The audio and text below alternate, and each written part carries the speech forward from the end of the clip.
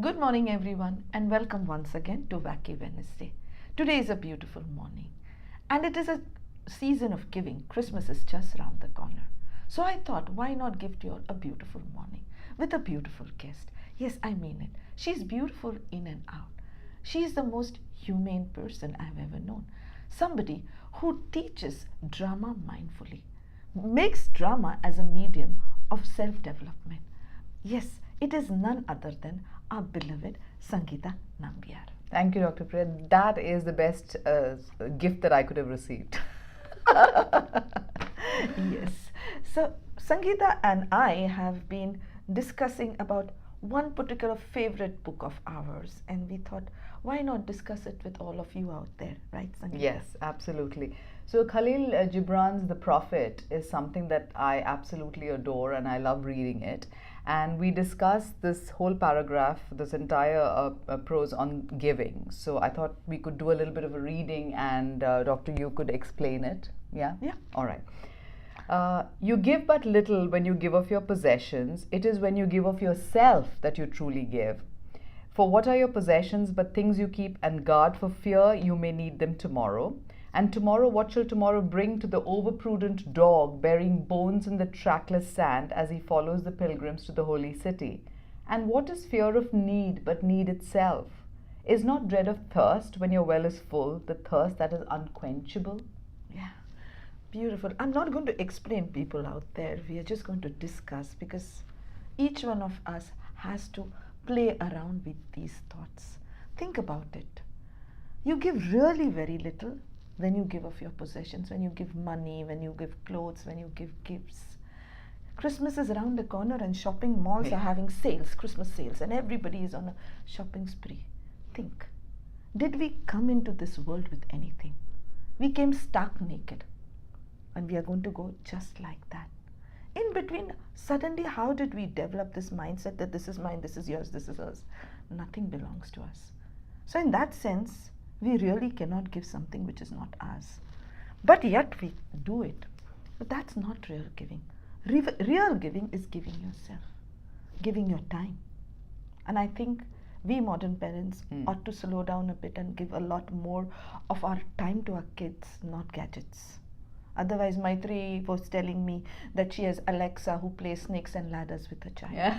Of course Alexa can play, but she's never going to be mommy. Yes. Giving hope where there is none, like she gives the joy of acting. Giving your skills, your knowledge. And if nothing, just giving your smile. To a total stranger, just smile. Who knows? That might be the only thing bright in his life for that day. Right, right. And so Sangeetha was talking about thirst, an unquenchable thirst. What is need? What is fear of need but need itself? Yeah, that is something I always wonder about, that, the very fact that you want something, and is that kind of giving you a fear, and then the fear keeps asking you for a need, and does it keep going on in a vicious circle? Yeah. Because if you begin from a premise that you live in abundance and whatever you need shall come to you, ask and you shall be given. Right, right. If you begin from that premise, you're never afraid, because you know that things are just going to come to you.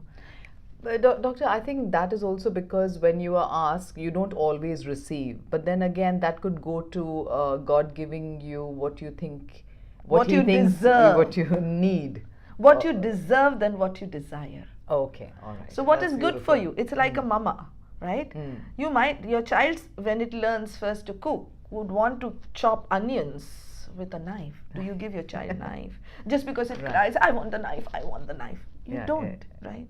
You say, next time, grow up a little more. Right. So when you're ready, you'll get what you need, right? And more than that, the fear of being need itself is because you're all the time scared, will I be provided for? Ah, okay. And my spiritual master used to always say that you're not born with dal and chawal or bread and butter. Someone nourished you. You are born and you cry, and someone gives you food. Have trust, have faith that you shall be getting it. Okay. Okay, that's beautiful. The next lines, again, very, very significant. There are those who give little of the much which they have, and they give it for recognition, and their hidden desire makes their gifts unwholesome. Yes. Very much yes, because people give and then they want their placard to be put. Gifted by Mr. So and so, this hospital ward or this room or this classroom or this table or this chair or this plate. Or they give it to somebody and make it a point. Remember last time when I had given it to you? You were such a bad state, I gave it to you. Or I supported you when you needed me the most. They rub it into that person. And you sometimes feel that please don't give me. I'm better off without you giving me. Because so much is the load that they put on you of their giving that you much rather live in the state you were. Yeah, true. And every time you eat out of that silver bowl, you know Shilpa auntie gave it to you in 1988. Yes. You never forget that. Yes. You see, so it is all about this natural giving. You go out for a walk, the birds are chirping, they are naturally soothing you. Yes. The flowers are blooming. They're not saying, oh, now she comes, excuse me, I'm Mr. Rose giving you this rose fragrance. No, it just gives. And you take that smell also or that fragrance also so naturally. And there are those who give and know not pain in giving, nor do they seek joy, nor give with mindfulness of virtue. They give as in yonder valley the myrtle breathes its fragrance into space. Through the hands of such as these God speaks, and from behind their eyes he smiles upon the earth. Absolutely. Instinctive giving. You don't give because somebody needs. You don't give because you want to give. You don't give because somebody would feel nice if you give or will recognize you or you'll get something in return. No, you just give. When you give with an expectation, that's barter system. I give you, you give me. You say thank you, I say thank you. No, that's not giving. So he goes on to say, it is well to give when asked, but it is better to give unasked through understanding. Yes, absolutely. So that is the instinctive giving that you're talking about, giving, right? Yes. And not because we want to put it on social media. Yes, yes. Sangeetha has been talking a lot about that. Khalil Gibran probably knew that one day social media would come.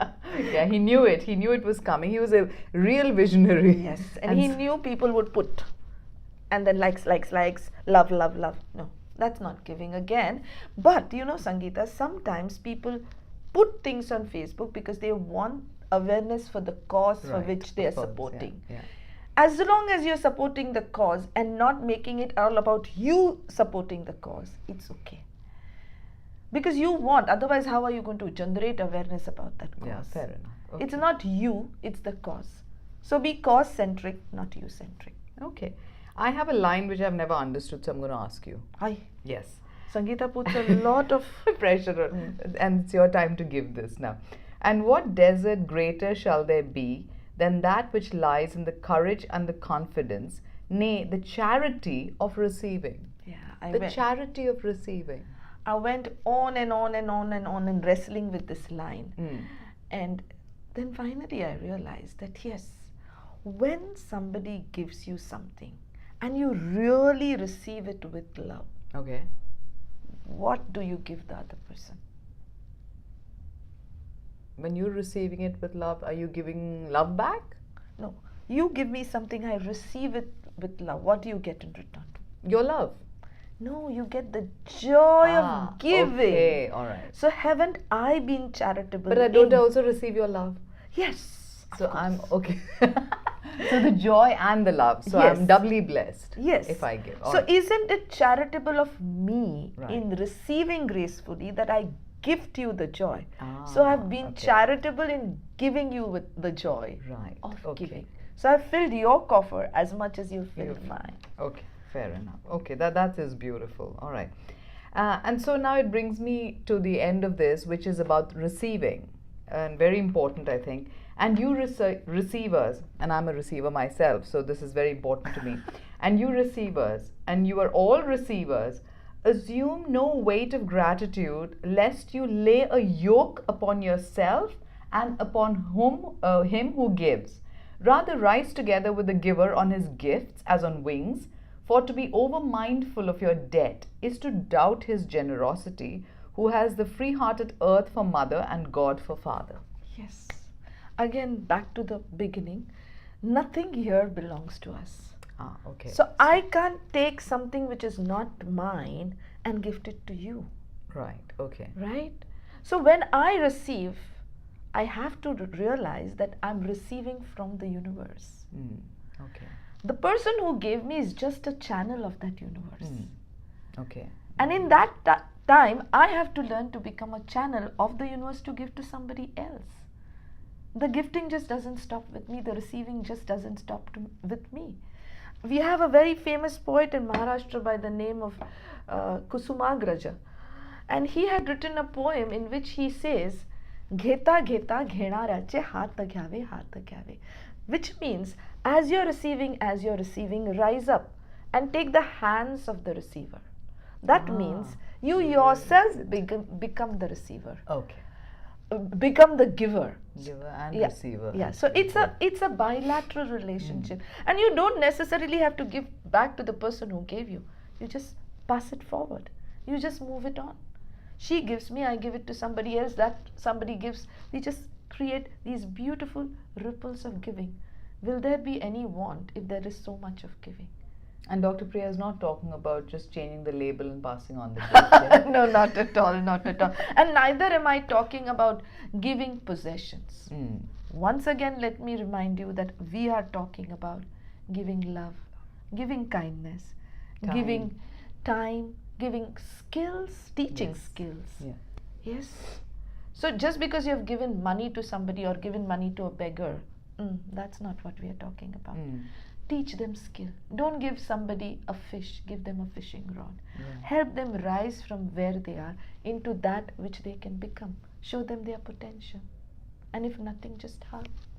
What a beautiful thought for this coming season. Yes. I think that, this is something that we need to look at, the 12 days of Christmas. Yes. We should create a new poem. Yes.